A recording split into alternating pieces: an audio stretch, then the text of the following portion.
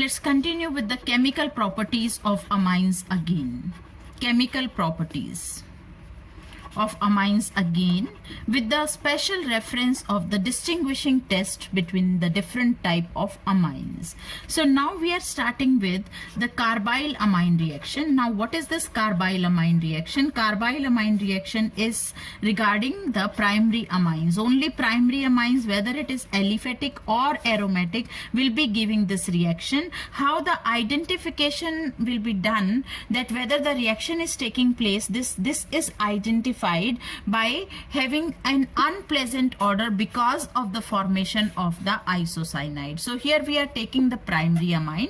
Now this primary amine on reaction with chloroform in presence of alcoholic KOH will be resulting into the unpleasant odor. Why unpleasant odor is there? That is because of the formation of the isocyanide as a product. So that is how we are getting it. Now say for example, if it is aniline, aniline will be giving phenyl isocyanide, but the smell or the odor will be same, that is unpleasant. Now only primary amines will be undergoing carbyl amine reaction. No secondary amine, no tertiary amines will be giving this test. That is why carbyl amine reaction is one of the important tests to distinguish between primary amine from secondary and tertiary amines. Primary amine will be giving this test, carbyl amine reaction.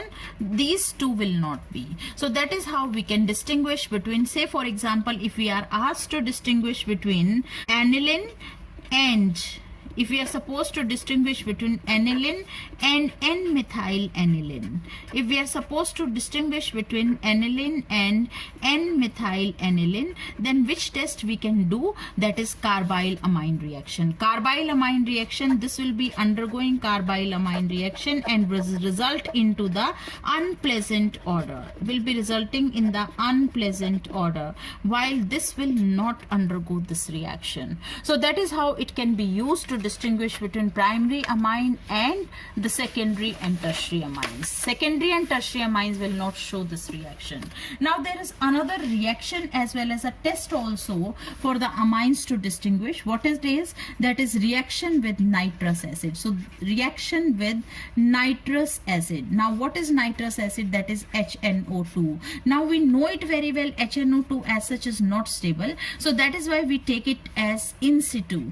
In situ means during the reaction it will be prepared by taking the required chemical. So we take NaNO2 and HCl. So in place of HNO2, at some of the places it can be written as NaNO2 plus HCl. So whether it is written HNO2 or it is written NaNO2 and HCl, it is one and the same thing.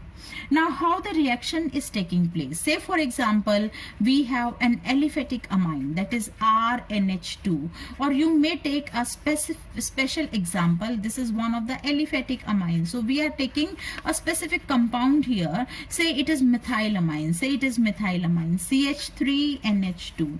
Now this methylamine on reaction with nitrous acid, that is HNO2. The HNO2 we obtain in situ by taking NaNO2 and HCl. Now it will be, this is an example of diazotization reaction. So diazotization will take place, means formation of a diazonium salt will take place, and we will be getting CH3N2 plus Cl minus. So methyl diazonium chloride is obtained. Now this compound is not at all stable, and this will immediately undergo hydrolysis. So it will undergo hydrolysis with the moisture, and we will be getting a compound that is CH3OH plus N2 plus HCl. So evolution of nitrogen gas will be taking place. Now if say for example we have an aromatic primary amine, we have taken a primary amine, say if we have aromatic primary amine, say we have aniline. Now if we do the reaction of aniline with HNO2, again the HNO2 is obtained by the reaction of NaNO2 and HCl, and the product obtained here will be again diazonium chloride. And which diazonium chloride? Benzene diazonium chloride. Now this benzene diazonium chloride is quite stable, so it won't be hydrolyzed further. It will persist or it will stay as it is. So if we are asked to distinguish between the primary aliphatic amine and primary aromatic amine, primary aliphatic amine and primary aromatic amine, so which test we can refer to? That is nitrous acid test. Nitrous primary aliphatic amine will be showing evolution of nitrogen gas indicated by the bubbles. By bubble formation we can observe it. Now aromatic amines, what about aromatic amines? There will not be any bubbles, no bubbles observed.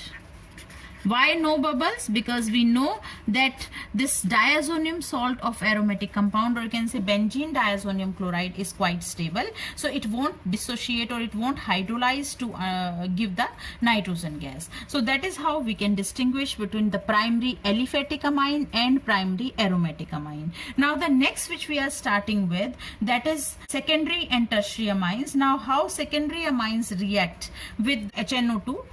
Secondary amine is like, say for example, we have CH3 NHCH3. Say we have this compound. Now what about on reaction with HNO2? On reaction with HNO2, it will be giving yellow oily liquid. Nitroso formation will take place. How will it be? It will be CH3 N double bond NNO. So nitroso formation will take place, and it will be appearing in form of, or it will be appearing by the formation of the yellow oily liquid. So this is the identification for the secondary amine. That is how we can distinguish the secondary amine and the primary amine. Now what about the tertiary amines? For the tertiary amines we have another test to do. We have another test to do for the tertiary amine. Here it is, this is a single bond. Okay. CH3NHCH3 on reaction with HNO2, it may be aliphatic amine. I want to specify here, it may be aliphatic or aromatic, any kind of amine, aliphatic or aromatic, any kind of amine, but it has to be the secondary amine, will be reacting with, that is HNO2. So I'm writing a general equation, RNHR. It may be aliphatic or aromatic amine. On reaction with HNO2 will be forming a compound, that is R whole twice N single bond N double bond O. So how did it happen? H from here, OH from here will go out, and we will be staying with this nitroso compound, and this nitroso compound will be having, or will appear like a yellow oily liquid. So this is the identification for the secondary amine. Now we are starting with the next, that is tertiary amines. How the tertiary amines will be behaving with HNO2? Tertiary amines will be CH3 whole thrice N. Whether it is aliphatic or aromatic, both will be reacting in the different way. So tertiary amines will be reacting with HNO2, HONO, and will be giving, that is CH3 whole thrice NH positive, and outside is NO2 is negative. So the salt formation will take place. As such, there is no identification for this. That is all about the nitrous acid test. Now we are starting with the next, that is Hinsberg's test. Hinsberg test, or you can say reaction with benzene sulfonyl chloride. This is another chemical reaction or chemical property of amines. This is again to distinguish between primary, secondary and tertiary amines. We can distinguish between primary, secondary and tertiary amine by this Hinsberg's test also. So how this Hinsberg's test taking place, or what is Hinsberg reagent first of all? So that is what we are going to do. Yes, what about Hinsberg's test? What is Hinsberg's reagent first of all? Benzene sulfonyl chloride, that is C6H5SO2Cl. This is benzene, C6H5 is benzene, sulfonyl chloride is Hinsberg's reagent, is called as Hinsberg's reagent. So the compound, that is primary, secondary and tertiary amines, will be behaving in a different way with this Hinsberg's reagent, and that is how this is used as a test to distinguish between primary and secondary amines. So how the reaction will take place, say we have benzene sulfonyl chloride, this is benzene sulfonyl chloride, C6H5SO2Cl. Now what happens when it reacts with a primary amine? With a primary amine, it will be H from here, Cl from here. So HCl will be given out and we will be having what? That is this compound. We are left with SO2 NHCH3. Now this is the compound obtained, and this compound will be soluble in alkali. Now why this compound will be soluble in alkali? Because of the presence of this hydrogen, because this hydrogen of this compound will be reacting with the hydroxide group of the alkali, and that is why it is soluble in the alkali, right? So that's how we can do it. Now the next is, what about the secondary amines? Now how secondary amines react? Now if we have a secondary amine, say for example we have Hinsberg's reagent here, that is this compound Hinsberg's reagent, it will be reacting with the secondary amine in this way, NCH3, here the other CH3 group. So again H from here, Cl from here, and the compound or the product obtained will be this, that is S double bond O, double bond O, HCl is gone, so we are left with NCH3CH3. So what is the name of the compound? It is N,N-dimethyl benzene sulfonamide. Now this will be the compound formed. The identification here is that the compound obtained here in the first reaction, that is with the primary amine, that will be soluble in alkali, while this compound will be insoluble in alkali. Now what about tertiary amines?